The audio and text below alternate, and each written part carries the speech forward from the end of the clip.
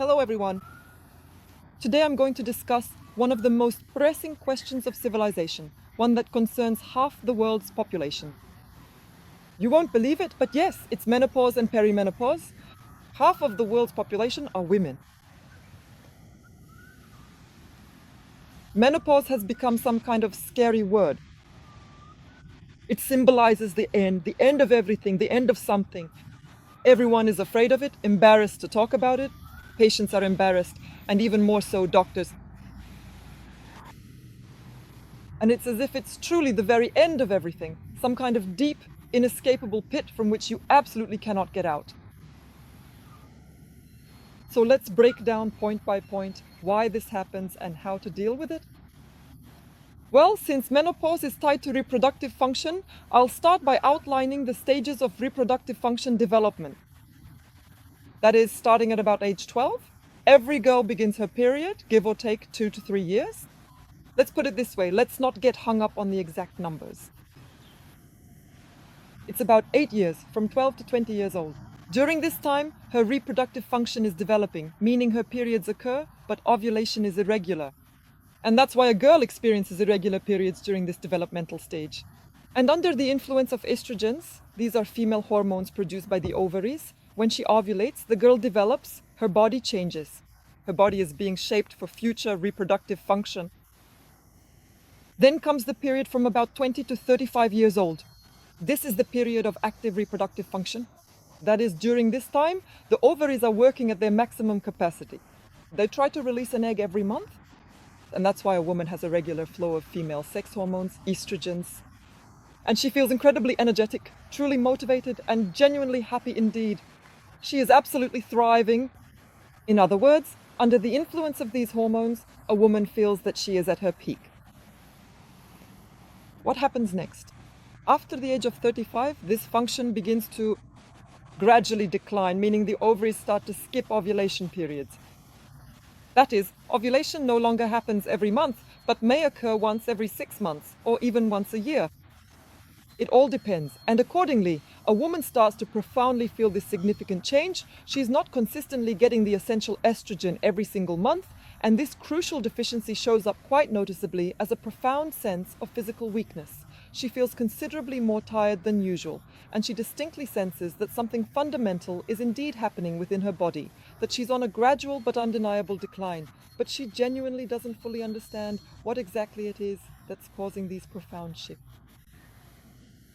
But why does this happen? Because estrogens play a key role in the body overall. They are involved in every cell, so it's this truly immense and significant factor, and when it completely disappears, it creates a profound impact. It can go unnoticed. Of course, the decline of this estrogen function leads to weakness, a lack of interest in life. All of this happens gradually, very gradually. That's why a woman doesn't understand what's happening to her and she doesn't see it. Yes, that's how it is. And then, after the age of 50, give or take 2 to 3 years, menopause sets in.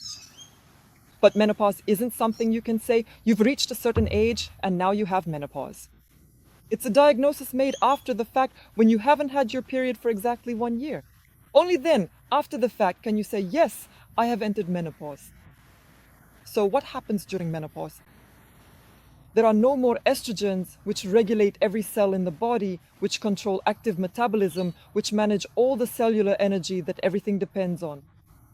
And that's when a woman starts to feel these symptoms. It's brain fog, anxiety. She feels like she's no longer the person she used to be, and she can't understand what's happening. Her cognitive function declines, her memory worsens, her attention drops, her energy decreases, and her motivation goes down. None of this is accidental. It's simply that estrogens have left her life. But the body starts to help us. So how does it start to help? The thing is, the body can, without ovaries, without eggs, it can produce estrogens, but they're much weaker. And this function is performed by fat tissue. That is fat tissue. Women start to develop a belly, well, abdominal fat. It performs the function of weak estrogens, at least giving a little, just a bit, to somehow replace this function, because the body is trying its best to do something.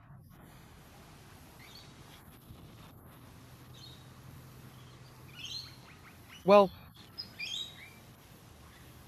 what do you then say? What should be done? How can we help these women? The fact is, medicine has long since found the solution a long time ago. That is, a long time ago, it developed hormone replacement therapy. And you might ask, why is that? Why isn't hormone replacement therapy prescribed? What's the reason? Does everyone need it or not everyone? The fact is, most likely the majority of women do need it, but doctors don't prescribe it for many reasons. So, the first thing you'll find if you search now, hormone replacement therapy, they have a bad reputation, hormones do. In other words, people generally don't understand what hormones are. They lump all hormones together. That is, estrogens, glucocorticoids, and other things. They've heard that someone was on hormones and gained weight, and so they don't want that to happen to them, right? That's the first reason. The second reason is that it has a bad reputation because medicine is evolving. And before that, 20 years ago, hormone therapies were completely different. They were derived from horses. They used horse hormones. And of course, they led to an increased risk of developing breast cancer. And there was this study that found about a 1% risk of breast cancer. And as a result, they banned the use of these hormones in medicine and prohibited all women from taking them because of the risk of developing breast cancer. But now medicine has transformed. Now there are bioidentical hormones, which are female hormones and are much safer. The profound and far-reaching consequences of that very research are still acutely felt even today, especially when there were widespread claims and serious concerns that these specific hormones could potentially lead to the development of breast cancer in individuals. That's the issue. And essentially, doctors are often put in a challenging position where, first and foremost, they typically know very little about the complexities of menopause. We weren't really taught a significant amount about it during our time at university, and in general, modern medicine tends to primarily focus only on what it can effectively treat and manage. That is, medicine doesn't aim to improve the quality of life for healthy people. It only works on risk prevention and treating diseases. And that's why, from the perspective of official medicine as it exists now, yes, there are risks. And if there is any risk at all, if there's even a 0.01% risk of breast cancer, then it's considered better not to prescribe it than to give a healthy person an improved quality of life. Do you see what the issue is here? And in fact, if you think about the risk of developing breast cancer, just being a woman is a risk factor. We already have a risk of breast cancer. 1 in 8 women is diagnosed with breast cancer during her lifetime. It's the most common cancer, unfortunately. What else increases the risk of developing breast cancer? Obesity. And that's 40% of Australian women. By 20%, can you imagine? And the nugget lifestyle, that's almost 100% of women, unfortunately, increases the risk of developing breast cancer by 25%. Smoking increases the risk by 30%. Most often, these patients have all these risks together, so it's like a ticking time bomb. This person has the 50% chance. It almost turns into a 50% probability of developing breast cancer. So whether you add or don't add that extra 0.1% isn't really the point. The thing is, for these risks like obesity, an inactive lifestyle, and smoking, a patient can't sue the doctor if they develop breast cancer. But if the doctor prescribes a medication that carries a 0.01% risk, then the patient can sue the doctor for that, even though the other risks far outweigh the risk from the medication. That's the issue. So, of course, doctors are cautious, and rightly so. Naturally, hormone therapy isn't indicated for everyone. We screen for risks and benefits, gather the full medical history, and then we run tests, blood tests, to screen for potential contraindications. And we always order a breast scan to prove that there is no breast cancer, because a small breast cancer can sit there for decades, and a woman might not know about it.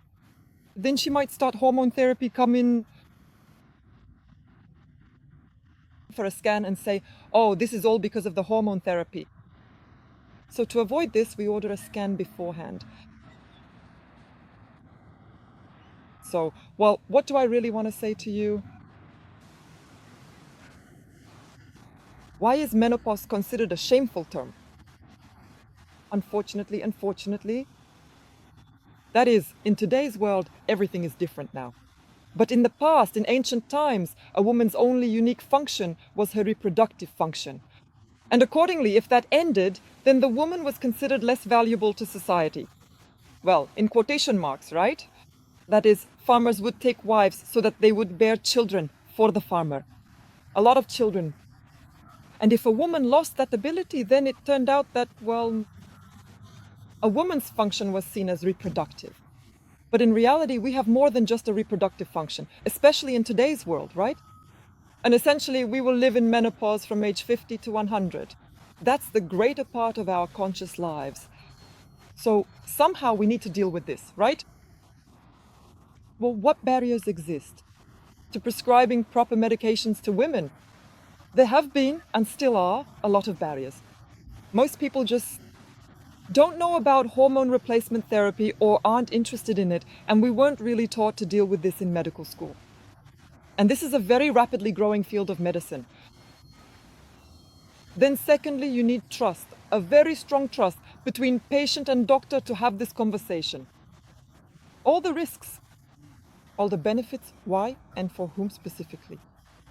And that requires a lot of time. But in our consultations, we only have 6 minutes. What can we possibly say in 6 minutes?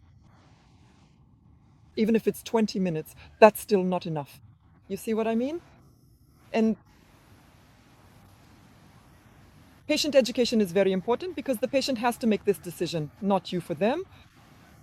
The patient needs to understand why they need this hormone replacement therapy. Whether it outweighs the risks, their risks. How can we reduce the risks? This is a huge topic. It absolutely requires a very good and consistent follow-up, meaning there truly needs to be a strong, enduring connection and ongoing communication between the dedicated doctor and their valued patient, which, unfortunately, is often very difficult and challenging to realistically achieve in the everyday reality of a typical general practitioner's office setting. And I believe that if you rule out all the risks, if you go the safe route, then trying it for 3 months is actually a very safe option. So it's not like saying, I'm prescribing you hormone therapy, just take it, but rather it's a 3-month trial. And then the person will understand for themselves whether it suits them or not. They'll feel it, and most women do feel it. And of course, hormone replacement therapy isn't good for everyone. Some people are ready to meet the second part of their life as it is. That is naturally. And there's nothing wrong with that. Meaning they don't want any manipulations, any interventions, any additional medical procedures. And there's a certain logic to that. And there's nothing bad about it. I recorded this video for those who are actively looking for ways to boost their energy, to improve their quality of life. There are quite a lot of patients like that who don't receive this kind of treatment, who just randomly go to doctors and feel like they're banging their heads against a wall. They come and the doctors turn them away. They come and the doctors refuse to deal with this issue. That's why I made this video. Good luck to everyone, and thank you.